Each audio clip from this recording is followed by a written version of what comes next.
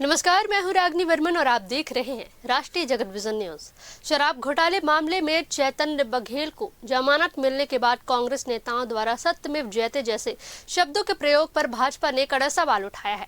भाजपा का कहना है कि अगर कांग्रेस चैतन्य बघेल को जमानत मिलने पर दोष मुक्त मान रही है तो फिर कवासी लखमा को जमानत न मिलने पर क्या कांग्रेस उन्हें दोषी मानती है।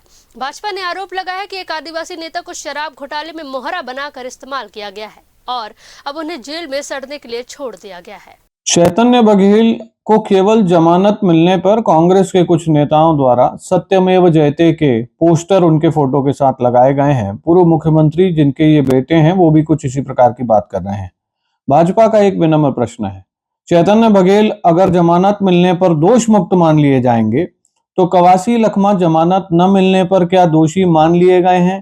क्या कांग्रेस ने ये मान लिया है कि पूर्व आबकारी मंत्री कवासी लखमा ही इस शराब घोटाले के सरगना थे?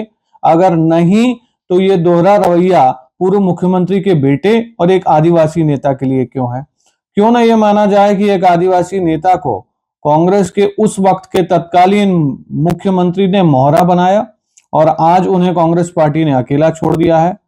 जिन भी लोगों ने छत्तीसगढ़ सरकार के राजस्व पर डाका डालने का प्रयास किया था, जिन भी लोगों ने जनता का पैसा लूटने का प्रयास किया था, जिन भी लोगों ने शराब घोटाला किया था, एक भी व्यक्ति छोड़ा नहीं जाएगा और केवल जमानत मिल जाना दोष मुक्त होना नहीं माना जाता। फिलहाल इस खबर में बस इतना ही। देश प्रदेश की खबरों से अपडेटेड रहने के लिए हमारे चैनल को सब्सक्राइब करें और नए खबरों के नोटिफिकेशन के लिए बेल आइकॉन जरूर दबाएं। नमस्कार।